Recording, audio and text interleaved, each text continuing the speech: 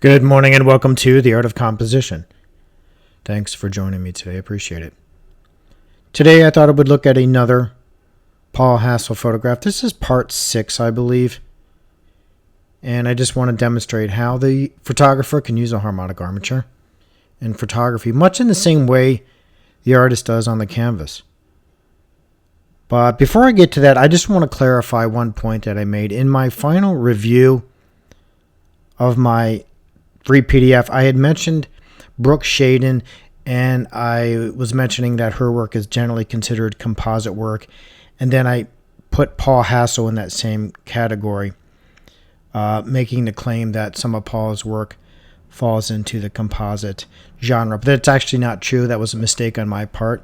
Most of Paul's work, if not 99% of it, is not composite work. So I just wanted to clarify that for him, because I do have a lot of examples of his work in my user's guide, and I promote his photographs heavily because they're amazing and they have strong designs, and I want to demonstrate again how you can use the armature to basically frame in your subject and put it in a position on a canvas that's visually pleasing. So let me get started.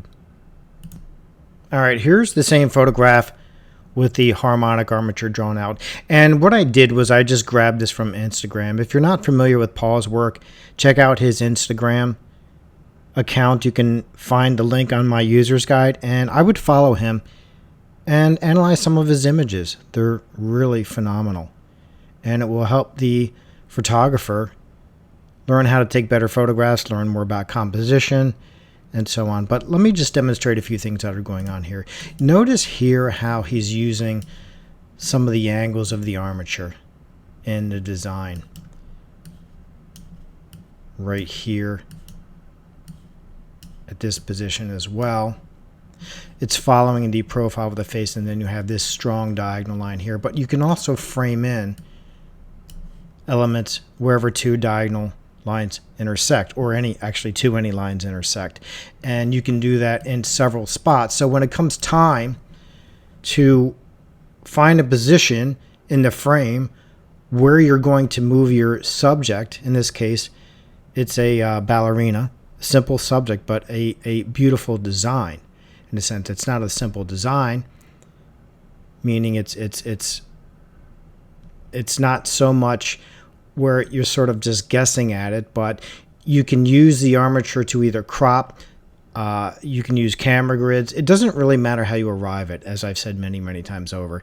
How you get there doesn't matter, but what is important is does the placement of your subject within the frame or in a canvas make sense visually? You also have another diagonal line here framing in. So you can frame in, use diagonal lines, use vertical and horizontal divisions, and so on. You have one here, right?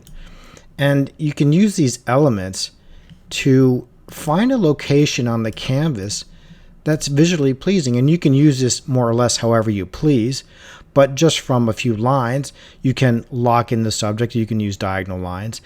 But really what it comes down to is finding a place on the canvas or within your frame that is just, it's visually compelling for the viewer, and it makes visual sense.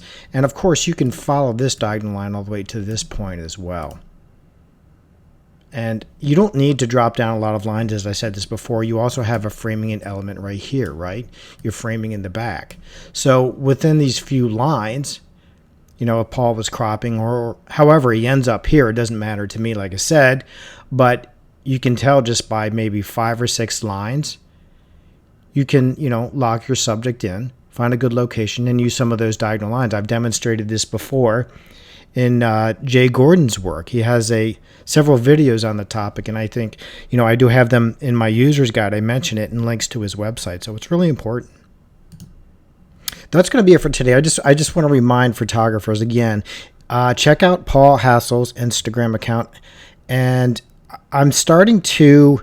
I actually had a few prints of his done, and they're absolutely stunning.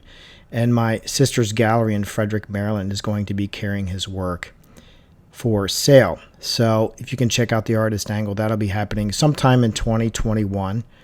But like I said, I got a few prints done, and I had one framed, and I'll put it, you know, on my website at some point. But it's absolutely stunning. His photographs are works of art. Thanks for joining me today. I appreciate it, as always.